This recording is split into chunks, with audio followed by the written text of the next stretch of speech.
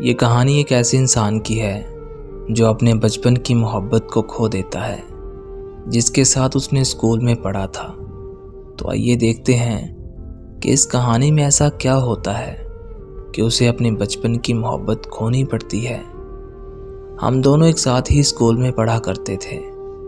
ہم دونوں بچپن سے ہی ایک دوسرے سے بے انتہا محبت کرتے تھے۔ اسکول ختم ہوا تو میں اپنے ابو کے ساتھ کام اور وہ کالج میں پڑھائی کرنے لگی۔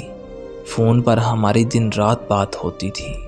پتہ ہی نہیں چلا کہ کیسے 7 سال گزر گئے۔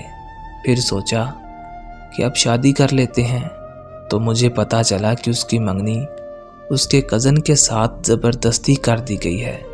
میں اپنے بچپن کی محبت کو ناکام ہوتے ہوئے نہیں دیکھ سکتا تھا۔ ہم دونوں نے گھر سے بھاگ کر شادی کرنے کا فیصلہ کر لیا۔ جس دن ہم نے بھاگنا تھا اسی دن میرے گھر والوں کی کسی سے لڑائی ہو گئی، اور میری بدقسمتی یہ ٹھہری کہ مجھے پولیس پکڑ کر لے گئی۔ جب میں پولیس اسٹیشن میں تھا تو میں نے اپنے ایک دوست کو بولا کہ اسے کال کر کے ساری بات بتا دو۔ دوست نے کال کی تو اس کا نمبر بند جا رہا تھا۔ مجھے جیل ہو گئی۔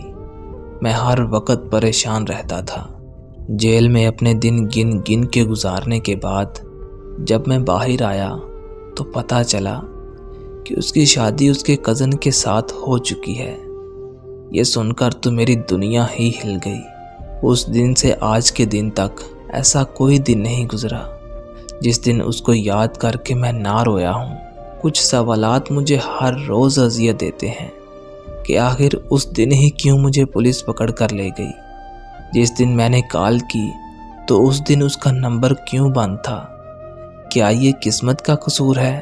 اگر ہاں تو پھر قسمت نے ایسا کھیل کھیلا ہے کہ اس قسمت نے میری دنیا کو تباہ کر کے رکھ دیا ہے۔ میں اس کو دن رات یاد کر کے مکمل طور پر ذہنی مریض بن چکا ہوں۔ تنہائیوں میں قید ہو کر رہ گیا ہوں۔ اب میں ہر روز موت کا انتظار کرتا ہوں تاکہ اس قید تنہائی سے اور اس ذہنی اذیت سے چھٹکارا پا سکوں۔